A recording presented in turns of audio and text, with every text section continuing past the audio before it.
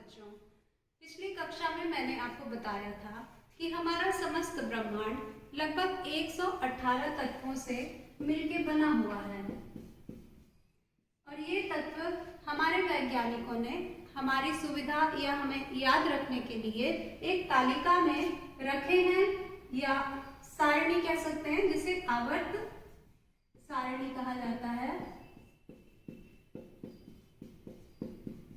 अंग्रेजी में इसे पीरियोडिक टेबल कहते हैं। पिछली कक्षा में मैंने इस पीरियोडिक टेबल के पहले 20 तत्वों के नाम आपको क्रमवार लिख के याद करने को दिए थे। इस कक्षा में आइए देखते हैं कि ये तत्व किन सूक्ष्म कणों से या मूलभूत कणों से बने होते हैं। उसके लिए हम परमाणु की संरचना देखेंगे इस वीडियो के माध्यम से। जो मैं आपको दिखाने जा रही हूँ, इसको ध्यान से देखिएगा और समझने की कोशिश करिएगा। हेलो बच्चों, मैं एक एटम या परमाणु हूँ। क्या आप मुझे देख सकते हैं? ओह हाँ, मैं जानता हूँ कि आप मुझे अपनी स्क्रीन पर देख सकते हैं, पर मैं परमाणु का एक काल्पनिक चित्र मात्र हूँ। असल में परमाणु अत्यंत सूक्ष्म होते हैं और आप उन्हें सिर्फ विशेष प्रकार के सूक्ष्मदर्शी की सहायता से ही देख सकते हैं। आप उन्हें अपनी नग्न आँखों से नहीं देख सकते हैं। अब मैं आपसे एक सवाल पूछता हूँ, क्या आप अपने नाम का अर्थ जानते हैं? जानते हैं तो अच्छी बात है, नहीं तो अपने माता पिता से पूछिए। मुझे तो अपने नाम का अर्थ मालूम है। एटम एक ग्रीक शब्द है जिसका अर्थ होता है वह जिसे काटा नहीं जा सकता या और छोटे टुकड़ों में बांटा नहीं जा सकता। आइए अब इस आदमी से कहते हैं कि इसके पास जो सेब है उसे वह आधा काट दे।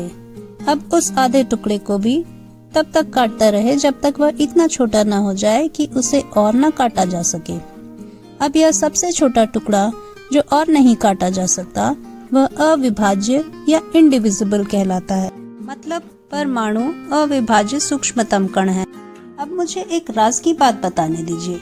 इस ब्रह्मांड की हर वस्तु परमाणुओं से ही बनी है। आप, ये पानी, ये श्यामपट्ट, ये पेन, ये फल और सब कुछ जो आपके भीतर या बाहर इस ब्रह्मांड में है। ओह, तुम सही कह रहे हो। दरअसल हर वस्तु अणुओं या मॉलिक्यूल से बनी होती है, लेकिन ये अणु तो परमाणुओं के रासायनिक संयोजन से ही बनते हैं। इसे समझने के लिए तुम बोर्ड पर कोई भी वाक्य लिखो। अब इस वाक्य के हर शब्द पर अलग घेरा बनाओ। अब इस वाक्य में से कोई एक शब्द चुनो और उसके प्रत्येक अक्षर के चारों ओर किसी और रंग से घेरा बनाओ। बहुत बढ़िया। आप देख सकते हैं कि यह वाक्य शब्दों से बना है, पर हर शब्द कुछ अक्षरों से बना है। अर्थात एक वाक्य की मूलभूत संरचनात्मक इकाई अक्षर है। ठीक इसी प्रकार हर वस्तु अणुओं से बनती है, परंतु हर अणु परमाणुओं से बनता है। इसलिए परमाणु हर वस्तु, चाहे वह सजीव है या निर्जीव, की मूलभूत संरचनात्मक इकाई है। अब इसको देखिए। पानी यानी H2O बना होता है पानी के अणुओं से मिलकर, परंतु पानी का प्रत्येक अणु बना होता है 2 हाइड्रोजन और 1 ऑक्सीजन के परमाणु से मिलकर। इस प्रकार कई परमाणु मिलकर एक अणु बनाते हैं और बहुत सारे अणु मिलकर एक पदार्थ को बनाते हैं। तो अब शायद आपकी समझ में आ गया होगा। तो दोस्तों, अब मैं आपको अपने विभिन्न भाग दिखाऊंगा। जैसा कि आप देख सकते हैं कि एक परमाणु के बीच में नाभिक होता है जो 2 प्रकार के सूक्ष्म कणों से बना होता है। एक प्रकार के सूक्ष्म कण धनावेशित होते हैं जिन्हें प्रोटॉन्स कहते हैं। दूसरे प्रकार के सूक्ष्म कण प्रोटॉन्स के भार के बराबर होते हैं, परंतु इनमें कोई आवेश नहीं होता है, अर्थात ये उदासीन होते हैं। इन सूक्ष्म कणों को न्यूट्रॉन कहते हैं। इसीलिए किसी भी परमाणु का नाभिक धनावेशित होता है। नाभिक के चारों तरफ कक्षाएं यानी पथ बने होते हैं जिनमें इलेक्ट्रॉन्स घूमते रहते हैं, जो परमाणु में मौजूद तीसरे प्रकार के सूक्ष्म कण हैं। इलेक्ट्रॉन ऋण आवेशित होते हैं तथा नाभिक के चारों ओर अपनी अपनी कक्षाओं में रहते हुए चक्कर लगाते रहते हैं। तो क्या ये घूर्णन करते हुए नाभिक से दूर जा सकते हैं? नहीं, ये इलेक्ट्रॉन नाभिक से दूर नहीं जा सकते, क्योंकि हर परमाणु में बराबर संख्या में इलेक्ट्रॉन यानी ऋणावेश तथा प्रोटॉन यानी धनावेश होते हैं। अतः नाभिक इलेक्ट्रॉनों को अपनी तरफ आकर्षित करता है तथा उन्हें अपनी कक्षा से बाहर नहीं जाने देता है। आइए अब देखते हैं कि परमाणु एक दूसरे से मिलकर अणु कैसे बनाते हैं। यह बिल्कुल ऐसे ही होता है जैसे कई अक्षर मिलकर एक शब्द बनाते हैं। किसी भी परमाणु के नाभिक के बाहर जितनी भी कक्षाएं होती है, हर कक्षा में इलेक्ट्रॉनों की अधिकतम संख्या निश्चित होती है। जैसे सबसे पहली कक्षा K में अधिकतम 2 इलेक्ट्रॉन हो सकते हैं, दूसरी कक्षा L में अधिकतम 8, तीसरी M में अधिकतम 18 और चौथी N में अधिकतम 32 इलेक्ट्रॉन हो सकते हैं। अंतिम कक्षा के इलेक्ट्रॉन्स वैलेंस इलेक्ट्रॉन्स कहलाते हैं, जिनके परस्पर आदान प्रदान या साझा करने से परमाणुओं के बीच बॉन्ड यानी रासायनिक आबंध बनते हैं तथा परिणाम स्वरूप अणु का निर्माण होता है। यहाँ एक बात हमेशा याद रखने योग्य है, हर परमाणु अपनी अंतिम कक्षा में हमेशा 8 इलेक्ट्रॉन यानी ऑक्टेट पूरा करने की कोशिश करता रहता है।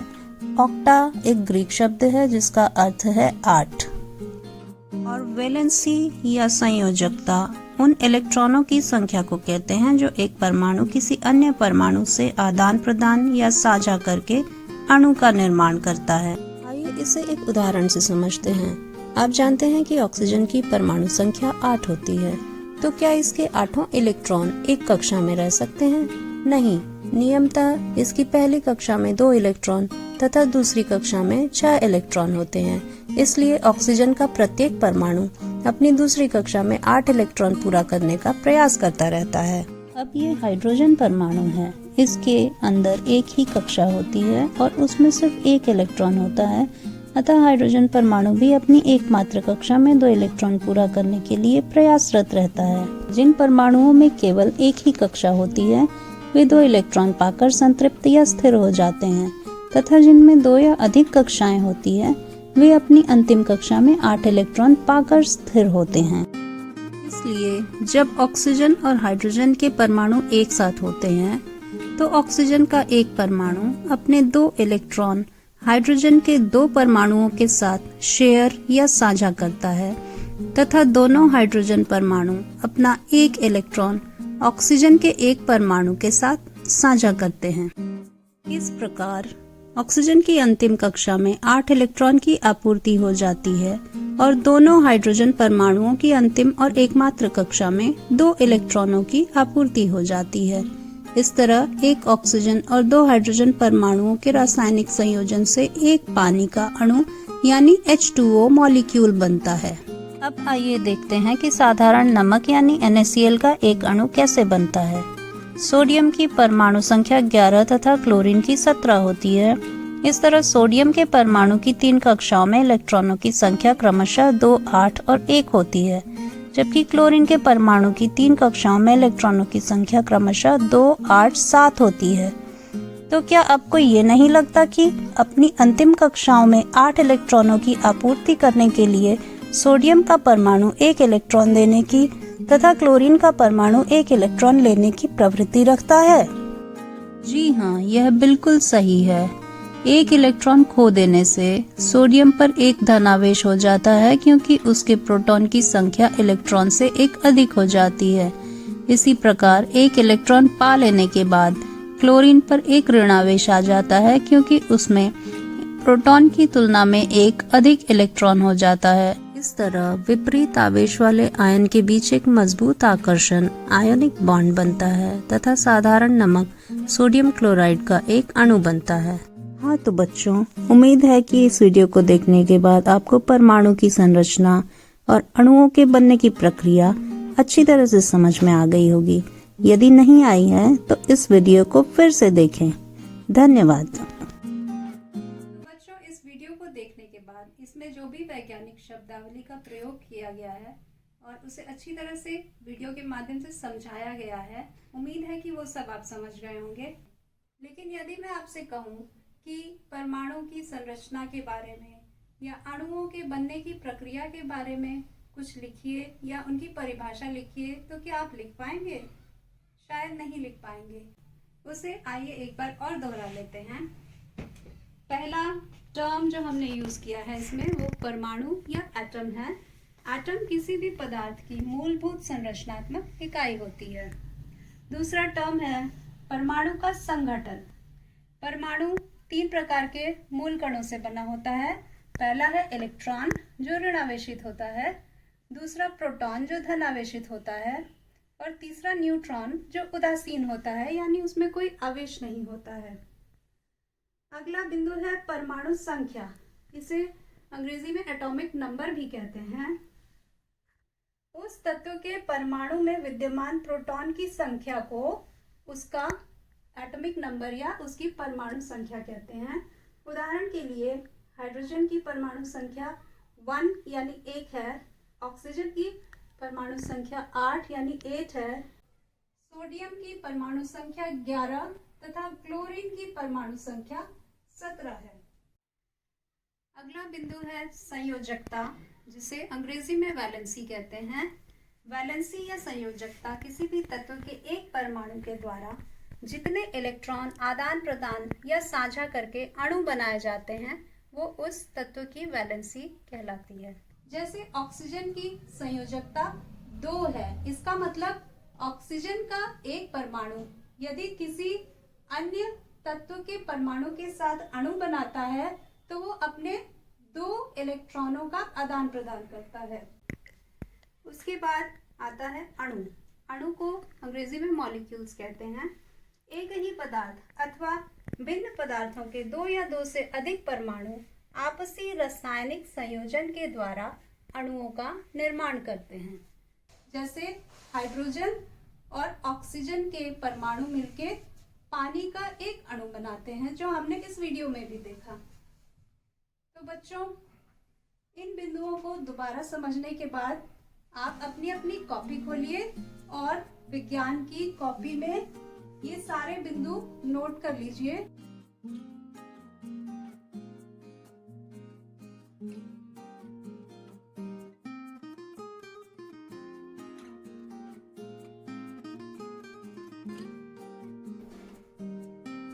तथा इन बिंदुओं को नोट करने के बाद इस वीडियो से संबंधित ये 2 चित्र मैंने जो बनाए हैं, इसको आप अपनी कॉपी के सादे साइड में बना लीजिएगा और अभी क्लास में बैठ के बनाइए। इसको सुंदर नामांकित चित्र बनाइएगा।